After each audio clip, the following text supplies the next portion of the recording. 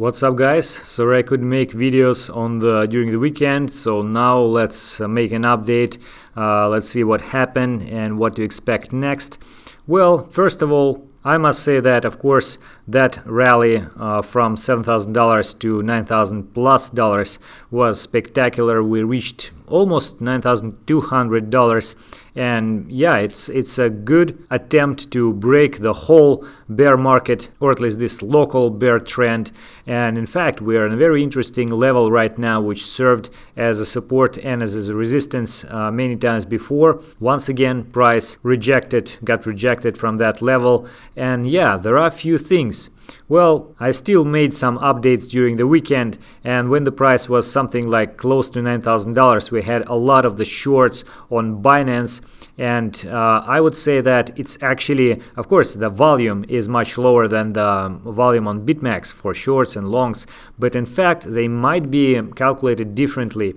For BitMEX, for example, it could be the order book values. For Binance, it's not clear because, again, for BitMEX, it's peer-to-peer exchange. So for every short, there should be an open long. So it should be 50-50 always, but it's not. So apparently, it's not the level, the way of calculation which you would expect to have. So that's why maybe the volume is very different, not to mention Bitfinex, which is completely weird in terms of how they do these calculations. But in any case, the correlation is like that, and shorts was very high, so then eventually we also had these bearish divergences for major indicators like RSI, MACD, and stochastic RSI, while the price printed higher highs and the indicators had lower highs. Moreover, a lot of the indicators, especially on the daily time frame, like RSI was very high, stochastic, MACD, they all were in the overbought territory, which would imply that we might have the pullback, and price was very close to this upper part of this wedge, again approaching to the end of that, so you might expect the breakdown of up or down. So exactly that happened. At least the rejection was pretty much severe, and we had the drop even below this support line down to 50% by Fibonacci retracement if you take in account the high at 14K and the low at 6.5K. And then we actually had a pullback from that, which is relatively bullish. But at the same time, there was a rejection from 200 simple moving average before, and also already for a while we have this BitMEX funding rate at the positive area, even on a daily time frame, which so far served as the indication of the potential drop in the price in the nearest future. And the Fisher transform indicator as well on the daily time frame printed red bearish crossover at the very relatively high level, so it's very unlikely that it will continue to climb even higher. So the drop of the indicator, of course, because of the drop of the price, is very likely to happen. Moreover, on the bearish side, we had this bottom of this wedge, which was support, and now it seems to be becoming a resistance because we saw the price rejected from that before. But again, it's not that bad in like all the aspects. For example, if we look at the correction level, then we are just at the 23.6%. We actually had a pullback from this and we didn't break that. Moreover, the same as here, that was the previous high, so this was a resistance level, and while the price went up, we actually had a pullback. We rejected, we found support at the same level. So once we made another high over here, we broke that eventually and then found support exactly the same level. So this is a very classical behavior of the bull trend, and a great way to increase your long positions on the way to the upside. But saying that, I must say that despite such a bullish behavior, this might be a little bit too much, and I wouldn't be surprised if we will cover like 50% of the whole rise of this from like $7,000 to $9,000, somewhere around here. But that might be rather dangerous because for example, here we dropped 38.2% if Fibonacci, if we'll consider this to be a low and this to be the high, and then we had this pullback. Right now we have 23.6%, and at the same time we're at this support resistance flip level. If we'll break that and go to 38.2, we also will face with Bollinger Band's baseline, this on the daily time frame. The same has happened over here, and you see the situation is pretty much similar to what we had here and here. And if you look at the indicators, like all of them, including the premium funding rate on BitMEX, like RSI, everything looks very, very similar. We are in an overbought situation right now.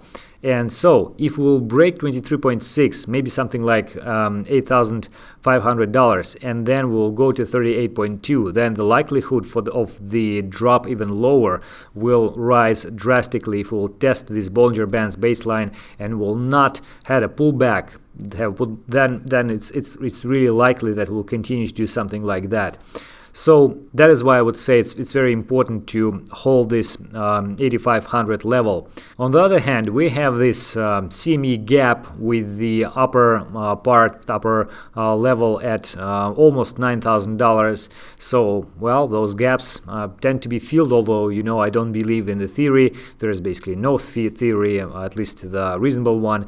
But in any case, it could be filled like all the others. We have these statistics, and just based on statistics, we might expect this to happen, although don't forget that we have another one somewhere at almost $12,000 and it doesn't get filled yet. However, some pullback to this zone due to this gap is also possible. And continuing the idea of this similarity between this situation in the case of after the pump from $7,000 to $10,000 and the current one, is that if you look at the crypto fear and greed index, Bitcoin fear and greed index, then you will see that we are in the kind of a quote-unquote neutral level. It's something like 53 right now, and it was very similar to what happened before in the case of this correction, or actually reaccumulation, or maybe it's better to say consolidation period after this rise. And yeah, what happened after that? You see we had this drop in both the indicator, the index, and the price of Bitcoin. So it's really important to see what will happen right now with the price, whether we will go lower. That means the continuation of all the greater bear trend, or we will have a pullback, we'll continue to make a new high. Then it means that we are probably going to the new high, at least higher than $10,000 in relatively near future. So we'll see. And another thing which I was going to point out, this is also might be a slightly bearish, or maybe not that slightly. This red line is the ratio between longs and shorts on Bitfinex. And from the end of the 2019, we saw the dramatic increase of the longs, and you know, this is the ratio of longs to shorts, so it's not that severe, but longs rose like very much. And then it actually happened when the price was relatively low, somewhere around $7,000. And then we have this on this ratio, the highs and the lows. So highs were growing, lows were growing, while the price was relatively low. And then when the price had higher highs, higher lows, we actually had a lower high and a lower low on this ratio longs to shorts. Well, one can say that if this is a so-called dumb money, then before the rise, it's reasonable to expect that those people will leave their position, the price will go higher without them. But this thing usually happens when the price goes lower, and this is how the dumb money act. But in that case, we have the low area where the longs started to rise, and we have the high area in the price when the longs started to decrease. So that would imply that those people are trading those longs and shorts, if they're actually real people, are more of a smart money from this cohort. So in that case, it might imply that this is actually the top the top of the local uptrend, and we might go lower from here, guys. So concluding what is happening, I would say that if we will continue to go low, then before doing that, I would expect to see something like this, maybe a little bit higher, 2, 3, maybe even 4% short squeeze to the upside, and then very fast decrease and drop to the initial level and lower. That would be a confirmation of the fact that we will go to the lower low and continued falling.